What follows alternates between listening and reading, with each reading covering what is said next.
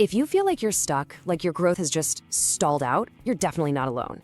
In this explainer, we are going to dismantle the myth that comfort is the goal, and I'm going to give you a scientific framework for engineering unstoppable growth. Just let that sink in for a second. That feeling of safety, of predictability. We're all wired to chase it, but what if it's actually a trap? Because today, we are not talking about fluffy motivational quotes. No, we are diving deep into the hard science, the neurochemistry, the psychological mechanics that prove why a state of managed, intentional discomfort is the only environment where you can truly reach your potential.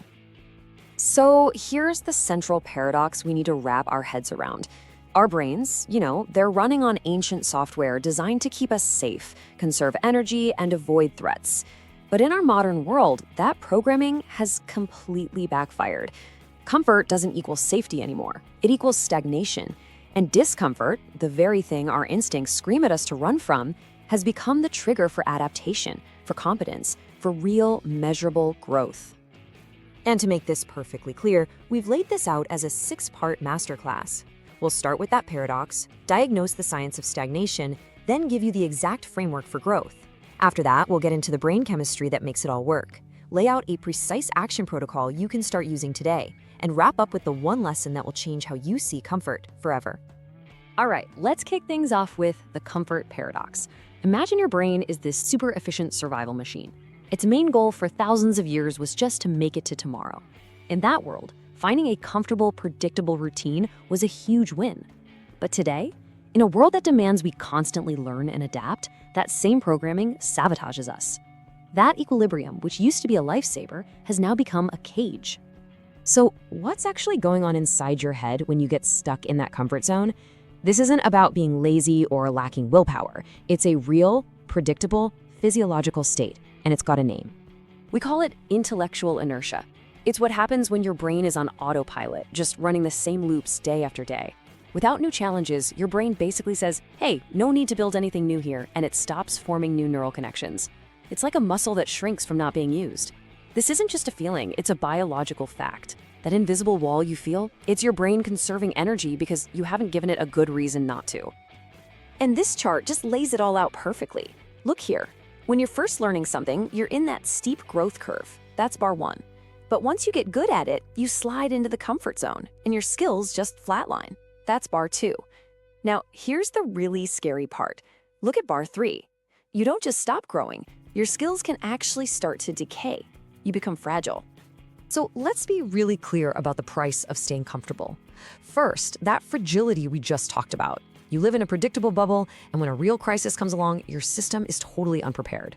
Second, your fear of failure gets amplified. When you haven't taken a risk in a while, even a small potential failure can feel like the end of the world. And finally, you're literally stalling your own learning, blocking the very neurochemical signals your brain needs to grow. The diagnosis is clear, and the cost is way too high. So the only logical, science-backed solution is to get active. We have to intentionally seek out what we call the challenge zone. The antidote to inertia isn't just luck, it's intention. And that brings us to the absolute heart of this explainer, the growth framework.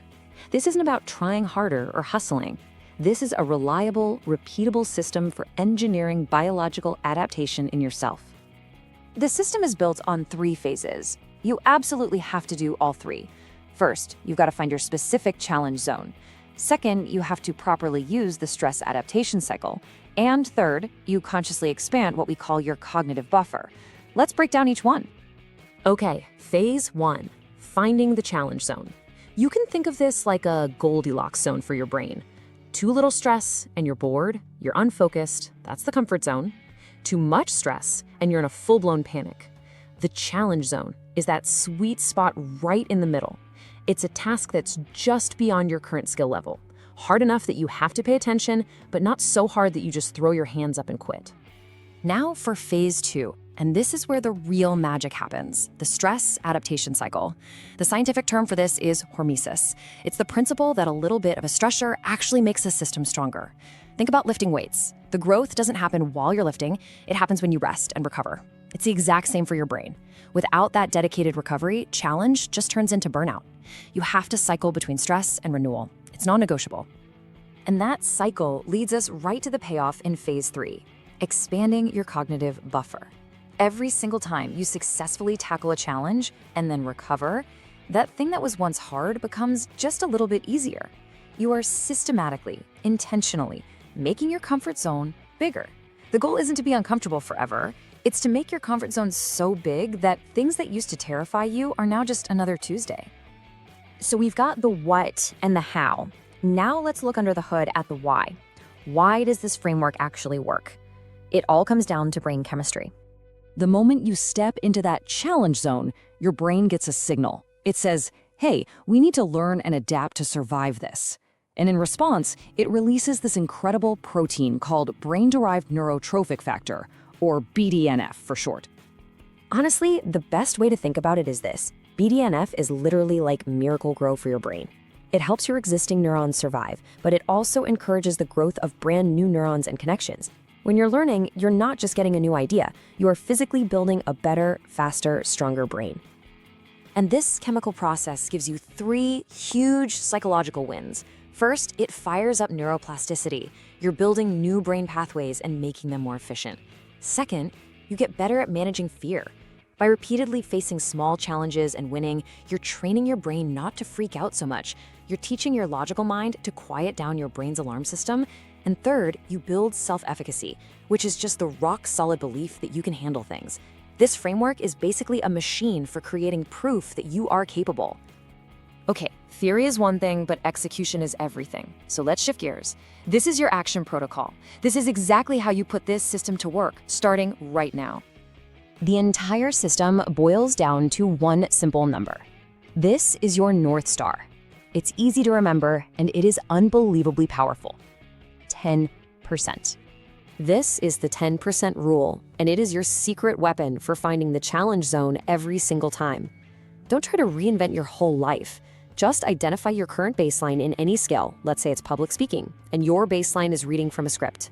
The 10% rule says, try presenting just the first minute of a 10-minute talk without your notes. It's a manageable dose of discomfort that forces your brain to wake up and adapt. So here it is, the full protocol. Step 1, every day apply the 10% rule to one key task. Step 2, you have to implement the stress recovery cycle. For every 90 minutes of that focused hard work, you take a 5-minute structured break. And I mean a real break. No phone, no email, let your brain reset. Step 3, map and expand. After 30 days of this, you look back, identify one skill you've improved, and consciously make it part of your new, bigger comfort zone. That last step is all about making your gains stick. You look back and you realize, wow, presenting that first minute without notes used to be terrifying. Now, it's just what I do. You've just confirmed, with evidence, that you've expanded your own boundaries. And that brings us to the final section. And honestly, the single most important takeaway from all of this. This is the mental shift that makes everything else work for the long haul. Here it is. From this day forward, I want you to completely reframe what the feeling of comfort means. It is not the goal. It is not your reward. Comfort is a psychological alarm. It's a warning light on your personal dashboard that is telling you your growth has stopped. When you feel totally at ease, that's your cue to get curious and ask, okay, where can I apply a 10% challenge here? This entire framework is about making a fundamental shift from being a passive passenger in your life to being the engineer of your own growth. Growth isn't something that just randomly happens to you. It is the direct result of an intentional, systematic process. Stop waiting for someone else to challenge you. Start engineering it for yourself. So let's wrap up this masterclass. Remember, getting out of your comfort zone solves the core problem of atrophy and skill plateauing. And why this matters so much is that it gives you a systematic way to activate neuroplasticity and build real mental resilience. The framework, using the challenge zone and Hormesis, works because of the science. It releases BDNF and strengthens that deep sense of self-efficacy. And always remember this, productivity isn't about doing more, it's about mastering systems that make focus effortless. So I'll leave you with the only question that really matters right now. Not what did you learn, but what are you going to do? What 10% will you challenge tomorrow?